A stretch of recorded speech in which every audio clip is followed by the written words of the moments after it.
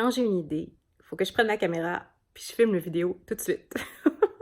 Parce que l'inspiration arrive, puis boum! C'est là que c'est le temps de faire la vidéo. Donc, ce soir, j'avais envie de partager quelque chose par rapport aux émotions et la pleine conscience avec vous. Une des choses qui est fascinante quand on commence à méditer, à vivre plus en pleine conscience, c'est la rapidité avec laquelle les émotions nous traversent. Hier, j'ai reçu un courriel d'une personne qui est dans ma vie depuis longtemps, avec qui j'ai à interagir régulièrement. Et ce courriel-là a créé, cette personne-là est en colère et a créé de la colère en moi. Mais une vague de colère vraiment grande. Donc hier soir, j'étais comme un volcan en éruption. Puis j'ai choisi de ne pas répondre de cet espace-là, mais d'attendre que la vague passe.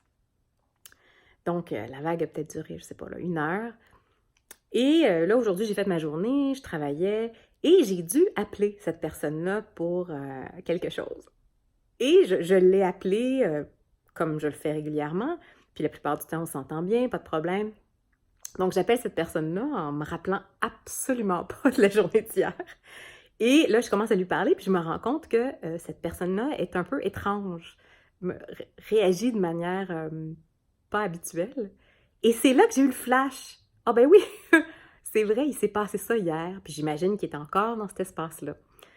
Et en fait, en y repensant maintenant, ça me fait rigoler parce que c'est arrivé quelques fois. Je me rappelle, il y a peut-être, je sais pas, 6-7 ans, il est arrivé la même chose.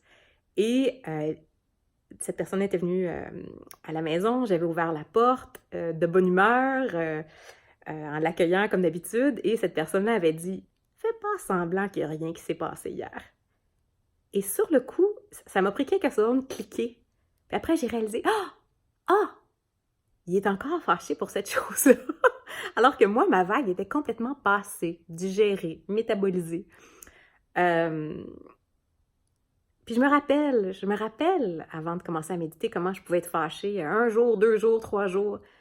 Alors que là, les choses, vraiment, une fois qu'elles sont senties pleinement, je passe à d'autres choses, en étant dans le moment présent, en me répétant pas sans arrêt les histoires, je passe rapidement à autre chose. Les choses sont réglées. Donc, voilà un beau bienfait de la pleine conscience, mais qui peut surprendre les gens qui ne sont pas dans cet espace-là et qui traînent les émotions plus longtemps. Je pense que ça peut faire des situations sociales un peu étranges.